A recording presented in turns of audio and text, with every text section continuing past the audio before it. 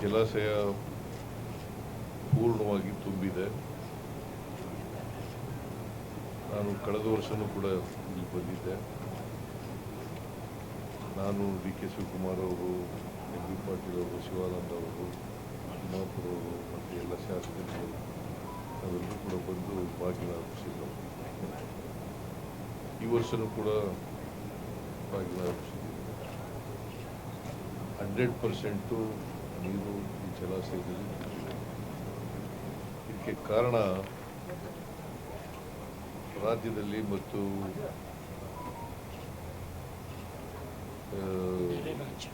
ನೆರೆ ರಾಜ್ಯದಲ್ಲಿ ಮಹಾರಾಷ್ಟ್ರದಲ್ಲಿ ಒಳ್ಳೆ ಮಳೆ ಆಗಿರೋದ್ರಿಂದ ಈ ಜಲಾಶಯ ತುಂಬಿದೆ. ಮತ್ತು ಬಹುತೇಕವಾಗಿ ಇಡೀ ರಾಜ್ಯದ ಎಲ್ಲ ಜಲಾಶಯಗಳು ಕೂಡ ತುಂಬಿದ್ದಾವೆ. ನಾವೀಗಾಗಲೇ ಕಬಿನಿ, ಕಾವೇರಿ ಮತ್ತು ಹೇಮಾವತಿ, ಆಮೇಲೆ ತುಂಗಭದ್ರ ಮಾಡಿದ್ದು. ತುಂಗಭದ್ರ ಯಾಕಂದರೆ 75% ಇವೆಲ್ಲ ಜಲಾಶಯಗಳಿಗೆ ಭರ್ತಿಯಾಗಿರೋದ್ರಿಂದ ಇಡೀ ರಾಜ್ಯದ ಜನ, ರೈತರು ಖುಷಿಯಾಗಿದ್ದಾರೆ.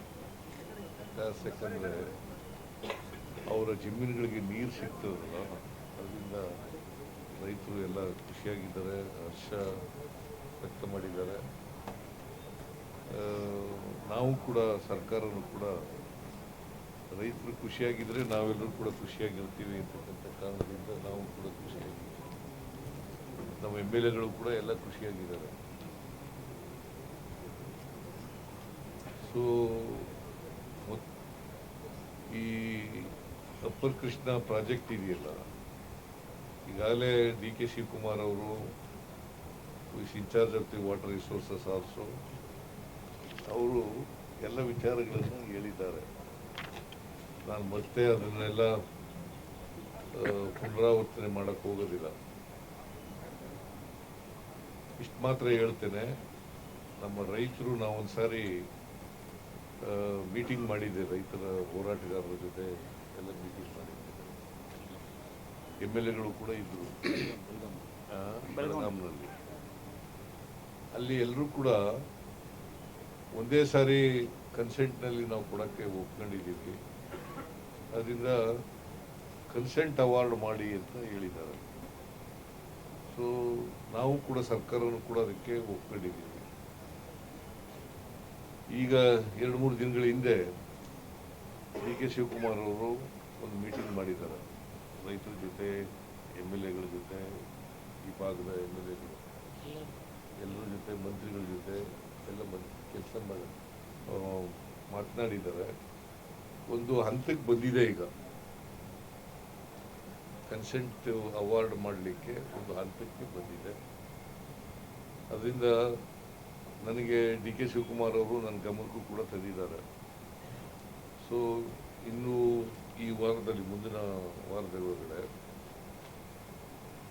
ನಾನು, ಡಿ ಕೆ ಶಿವಕುಮಾರ್ ಅವರು ಮತ್ತು ಇತರ ಈ ಭಾಗದ ಸಚಿವರುಗಳು, ಎಮ್ ಎಲ್ ಎಗಳು ಕೂತ್ಕೊಂಡು ಒಂದು ತೀರ್ಮಾನ ಮಾಡಿ ಒಂದು ದರ ನಿಗದಿ ಮಾಡ್ತಕ್ಕಂಥ ಕೆಲಸವನ್ನು ಮಾಡ್ತೇವೆ. ಖುಷ್ಕಿ ಜಮೀನಿಗೆ ಎಷ್ಟು ಕೊಡಬೇಕು, ತರಿ ಜಮೀನಿಗೆ ಎಷ್ಟು ಕೊಡಬೇಕು, ಮತ್ತು ನಾಲಾ ಜಮೀನುಗಳಿಗೆ ಎಷ್ಟು ಕೊಡಬೇಕು ಅನ್ನೋದನ್ನು ತೀರ್ಮಾನ ಮಾಡ್ತೀವಿ. ಬಹುಶಃ ರೈತರು ಕೂಡ ಒಪ್ಕೊಳ್ತಾರೆ ಅಂತಕ್ಕಂಥದ್ದು ನನ್ನ ಭಾವನೆ. ಒಂದು ಮನವಿ ಏನಪ್ಪ ಅಂತಂದರೆ, ರೈತರಲ್ಲಿ ದಯಮಾಡಿ ಯಾರೂ ಕೂಡ ಕೋರ್ಟ್ಗೆ ಹೋಗಬಾರದು, ಪರಿಹಾರ ಕೊಡಿ ಅಂತೇಳಿ ಕೋರ್ಟ್ಗೆ ಹೋಗ್ತಕ್ಕಂಥದ್ದನ್ನು. ಯಾಕಂತಂದರೆ ಈಗಾಗಲೇ ಹೇಳಿದ್ರಲ್ಲ, ಸುಮಾರು 20,000 ಜನ ಕೋರ್ಟ್ಗಳಿಗೆ ಹೋಗಿದ್ದಾರೆ. ಕೋರ್ಟ್ಗೆ ಹೋಗೋದ್ರಿಂದ ವಿಳಂಬ ಆಗ್ತದೆ, ಅಲ್ಲಿ ಎಲ್ಲ ಕೂಡ ಇತ್ಯರ್ಥ ಆಗೋದಿಲ್ಲ. ಇದು ಕನ್ಸೆಂಟ್ ಅವಾರ್ಡ್ ಆಗಿರೋದ್ರಿಂದ ಎಲ್ಲರೂ ಕೂಡ ಒಪ್ಕೋತೀವಿ, ಎಲ್ಲರೂ ಕೂಡ ಒಪ್ಪಂದದ ಮೇಲೆ ಆಗ್ತಕ್ಕಂಥದ್ದು. ರೈತರು ಮತ್ತು ಸರ್ಕಾರ ಎಲ್ಲರೂ ಕೂಡ ಒಪ್ಕೊಂಡು ಮಾಡ್ತಕ್ಕಂಥದ್ದು. ಅದರಿಂದ ಮುಂದಿನ ವಾರದೊಳಗಡೆ ಇದನ್ನು ಇತ್ಯರ್ಥ ಮಾಡ್ತಕ್ಕಂಥ ಕೆಲಸವನ್ನು ಮಾಡುತ್ತೇವೆ ಅಂತಕ್ಕಂಥದ್ದು. ಅದರಿಂದ ಏನಾಗಿದೆ, ಮೂರನೇ ಹಂತ 519 ಮೀಟ್ರು 559.6, ಆಮೇಲೆ 524.25 ಇಷ್ಟು ಮೀಟ್ರಿಗೆ ಎತ್ತರಿಸಬೇಕಾಗುತ್ತೆ. ಇದು ಎತ್ತರಿಸೋದ್ರಿಂದ ನಮಗೆ 130 TMC ನೀರನ್ನು ಅಲಾಟ್ ಮಾಡಿದ್ದಾರೆ. ಅದನ್ನು ಉಪಯೋಗ ಮಾಡ್ಕೊಳ್ಳಿಕ್ಕೆ ಅನುಕೂಲ ಆಗ್ತದೆ. ಇಲ್ಲಿವರೆಗೆ ನಾವು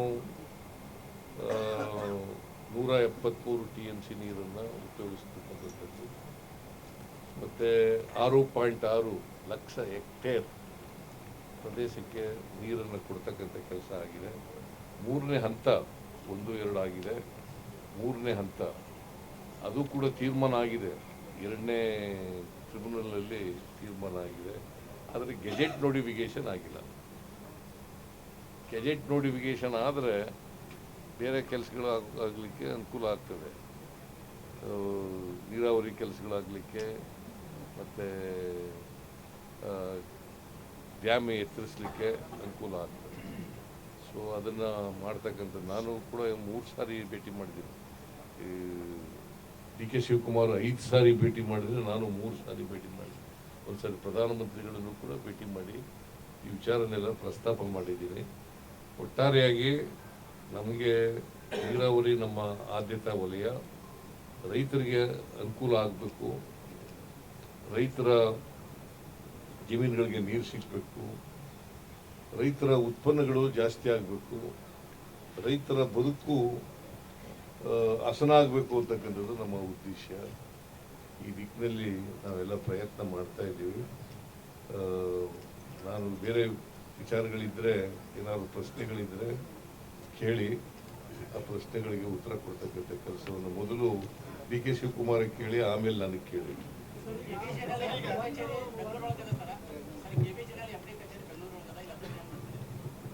ನೋಡಿಯಪ್ಪ, ನಿಮ್ಗೆ ಕೆಲಸ ಆಗ್ಬೇಕು, ಇಲ್ಲೂ ಇದೆ ಅಲ್ಲೂ ಇದೆ.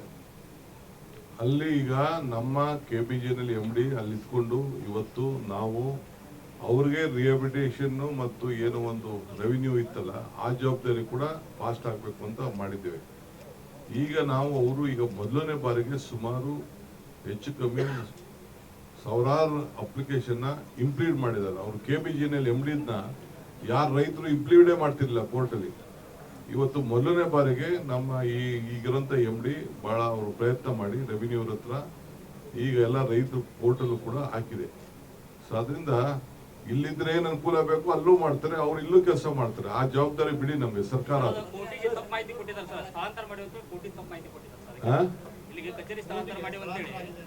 ಇಲ್ಲ ಇಲ್ಲೂ ಇದೆ, ನೋಡ್ತೀನಿ ಅದನ್ನ. ಇಲ್ಲೂ ಇದೆ, ಯಾರು ಹೇಳಿದ್ರು ಅನುಕೂಲ ಏನಿಲ್ಲ, ಎಲ್ಲಾ ಕಡೆ ಇದ್ದು ಇಲ್ಲೂ ಇದ್ರು ಅನುಕೂಲ ಆಗ್ತದೆ, ಬೆಂಗಳೂರು ಇದ್ದು 2 ಕಡೆನೂ ಕೆಲಸ ಮಾಡ್ಬೇಕು.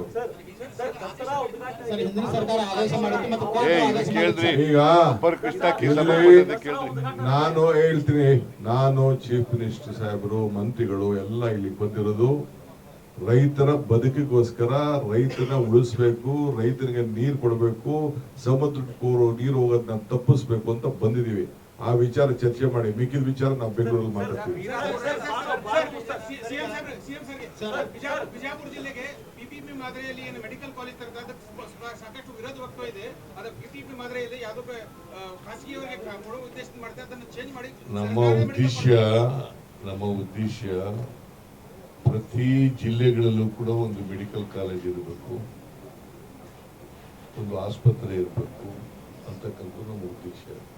ಇದನ್ನು ಒಂದೇ ಬಾರಿ ಮಾಡೋಕ್ಕಾಗಲ್ಲ, ಎಲ್ಲ ಜಿಲ್ಲೆಗಳಲ್ಲೂ ಕೂಡ ಒಂದೇ ಬಾರಿ ಮಾಡೋಕ್ಕಾಗಲ್ಲ. ಈಗ ಕಳೆದ ಈ ವರ್ಷದ 25-26 ಬಜೆಟ್ನಲ್ಲಿ ಬಾಗಲಕೋಟೆಯಲ್ಲಿ ಮಾಡ್ತೀವಿ ಅಂತ ಹೇಳಿದ್ದೀವಿ, ಬಾಗಲಕೋಟೆಯಲ್ಲಿ ಮಾಡ್ತೀವಿ ಅಂತ, ಮಂಗಳೂರಿನಲ್ಲಿ ಮಾಡ್ತೀವಿ ಅಂತ ಹೇಳಿದ್ದೀವಿ, ಕೋಲಾರದಲ್ಲಿ ಮಾಡ್ತೀವಿ ಅಂತ ಹೇಳಿದ್ದೀವಿ. ಅದಾದ್ಮೇಲೆ ಬಿಜಾಪುರದಲ್ಲೂ ಕೂಡ ಮಾಡ್ತಕ್ಕಂಥ ಪ್ರಯತ್ನವನ್ನು ಮಾಡ್ತೀವಿ.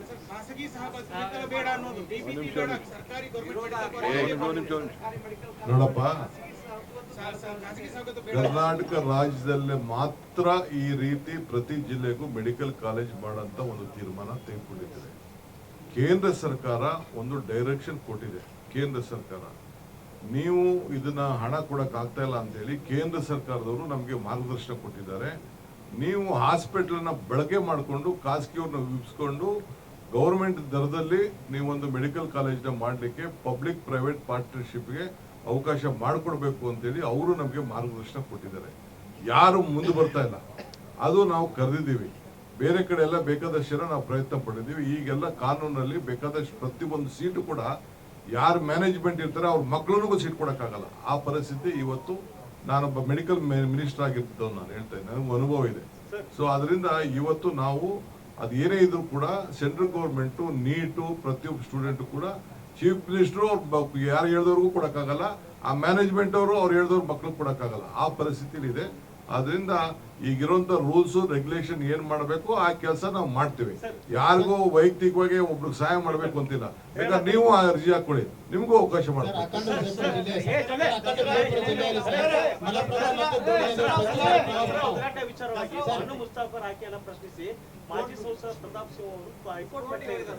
ಆಯ್ತು, ದೇವ್ರು ಒಳ್ಳೇದು ಮಾಡ್ಲಿ ಅವ್ರಿಗೆ.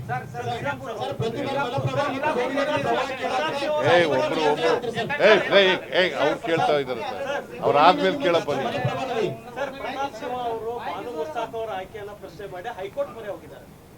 ಬಹಳ ಸಂತೋಷ, ಹೋಗ್ಲಿ, ಕೋರ್ಟ್ ನಲ್ಲಿ ತೀರ್ಮಾನ ಆಗ್ತದೆ. ಹಿಂದೆ ನಿಸಾರ್ ಅಹಮದ್ ಮಾಡಿದಾಗ ಯಾಕೆ ಹೋಗ್ಲಿಲ್ಲ? ಇವ್ರು ಇದ್ರಲ್ಲ, MP ಆಗಿದ್ರಲ್ಲ, ನಿಸಾರ್ ಅಹಮದ್ ಇದ್ದಾಗ ಉದ್ಘಾಟನೆ ಮಾಡಿದ್ರಲ್ಲ, ಯಾಕೆ ಹೋಗ್ಲಿಲ್ಲ? ಆಮೇಲೆ ಹೈದರಾಲಿ ಟಿಪ್ಪು ಮಾಡಿದ್ರಲ್ಲ, ದಸರಾ ಮಾಡಿದ್ರಲ್ಲ, ಆಗ್ಯಾಕೆ ಪ್ರಶ್ನೆ ಮಾಡಲಿಲ್ಲ? ಮಿರ್ಜಾ ಇಸ್ಮಾಯಿಲ್ ಆನೆ ಮೇಲೆ ಮೆರವಣಿಗೆ ಆದ್ರಲ್ಲ, ಆಗ್ಯಾಕೆ ಮಾಡಲಿಲ್ಲ? ಇದು ರಾಜಕೀಯವಾಗಿ ಮಾಡ್ತಾ ಇರ್ತಕ್ಕಂಥದ್ದು. ನಾವು ಕೂಡ ರಾಜಕೀಯವಾಗಿ ಫೈಟ್ ಇಟ್ ಔಟ್. ಅದು ಮತ್ತೆ ಲೀಗಲಿ ಕೂಡ ಕೋರ್ಟ್ ನಲ್ಲಿ ಫೈಟ್ ಮಾಡ್ತೀವಿ. ಕನ್ನಡಾಂಬೆಯ ಬಗ್ಗೆ, ಕನ್ನಡ ಧ್ವಜದ ಬಗ್ಗೆ ಅವಮಾನಕಾರಿ ಮಾತನಾಡಿದ್ದಾರೆ ಅಂತ ಹೇಳ್ತಾರೆ. ಯಾರು? ಎಲ್ಲಿ ನಿಮ್ಮ ಹತ್ರ ನಿಮ್ಗೆ ಎವಿಡೆನ್ಸ್ ಇದೆಯಾ? ನಿಮ್ಮ ಹತ್ರ ಎವಿಡೆನ್ಸ್ ಇದೆಯಾ? ನೋಡ್ರಿ, ಅವರು ಕನ್ನಡ ರೈಟರು, ಕನ್ನಡದಲ್ಲಿ ಬರೆದಿರ್ತಕ್ಕಂಥದ್ದು, ಗೊತ್ತಾಯ್ತಾ? ಅವ್ರ ಪುಸ್ತಕಕ್ಕೆ ಬೂಕರ್ ಅವಾರ್ಡ್ ಬಂದಿರೋದು ಯಾರಿಗೆ? ಬೂಕರ್ ಅನುವಾದಕ್ಕಲ್ರಿ, ಅವ್ರು ಅನುವಾದ ಮಾಡಿದ್ದಾರೆ. ಕೇಳಪ್ಪ, ಇಲ್ಲಿ ಅನುವಾದ ಮಾಡಿದ್ದಾರೆ. ಯಾವ ಪುಸ್ತಕಕ್ಕೆ ಬಂದಿರೋದು? ಯಾರ ಪುಸ್ತಕಕ್ಕೆ ಬಂದಿರೋದ್ರೆ ಭಾನು ಮುಸ್ತಾಕ್ ಅವರು ಬರೆದಿರ್ತಕ್ಕಂಥ ಎದೆ ಹಣತೆ, ಆ ಪುಸ್ತಕ ಬಂದಿರೋದು. ಹೃದಯ ಹಣತೆ, ಎರಡು ಒಂದೇ. ಎದೆ ಅಂದ್ರೆ ಒಂದೇ, ಹೃದಯ ಅಂದ್ರೆ ಒಂದೇ. ಹೃದಯ ಹಣತೆ, ಆ ಪುಸ್ತಕ ಎಲ್ಲ ಬಂದಿರೋದು. ಯಾರು ಬರೆದಿರೋದು ಆ ಪುಸ್ತಕನ? ಭಾನು ಮುಸ್ತಾಕ್ ಅಲ್ಲ, ಇಂಗ್ಲಿಷ್ಗೆ ಅನುವಾದ ಮಾಡಿರೋದು ಬೇರೆ. ಭಾನು ಮುಸ್ತಾಕ್ ಬರೆದಿರ್ತಕ್ಕಂಥ ಪುಸ್ತಕಕ್ಕೆ ಅವ್ರಿಗೆ ಅದಕ್ಕೆ ರಾಜ್ಯ ಸರ್ಕಾರ ಇಬ್ಬರನ್ನೂ ಕರೆದು ಇಂಗ್ಲಿಷ್, ಕನ್ನಡದಿಂದ ಇಂಗ್ಲಿಷ್ಗೆ ತರ್ಜುಮೆ ಮಾಡಿರೋರಿಗೆ ಮತ್ತೆ ಭಾನು ಮುಸ್ತಾಕಿಗೆ ಇಬ್ಬರಿಗೂ ಕರೆದು ಸನ್ಮಾನ ಮಾಡಿದ್ದೇವೆ.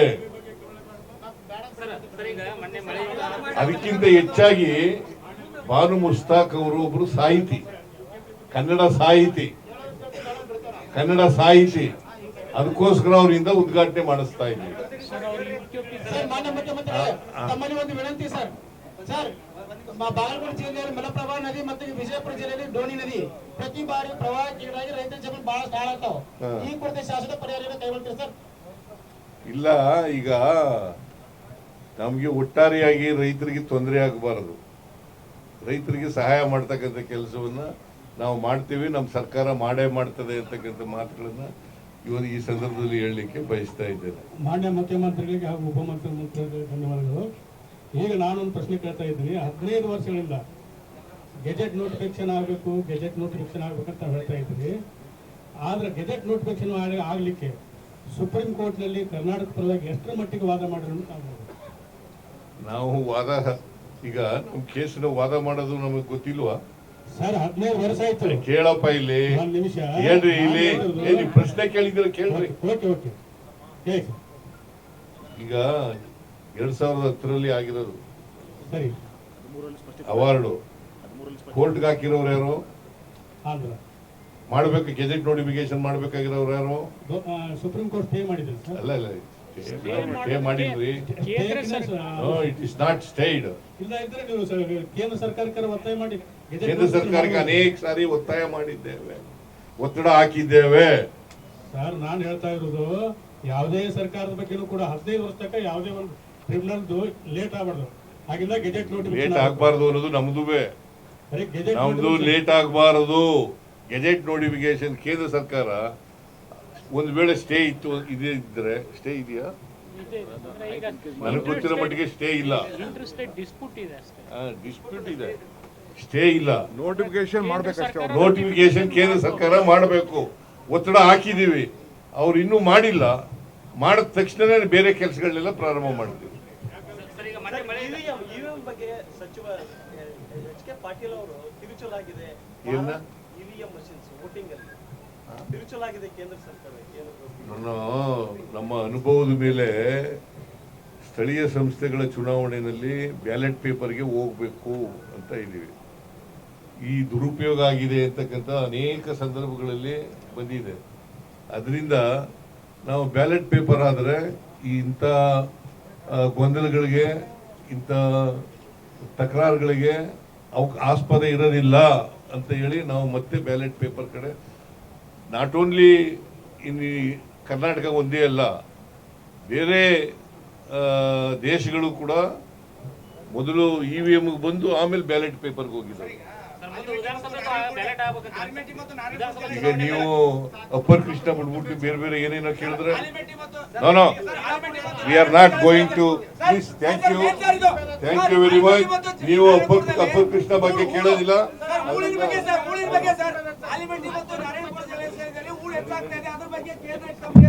ಕೇಳಪ್ಪ, ಅಪ್ಪರ್ ಕೃಷ್ಣ ಬಗ್ಗೆ ಕೇಳೋದು ಬಿಟ್ಬಿಟ್ಟು ನೀವು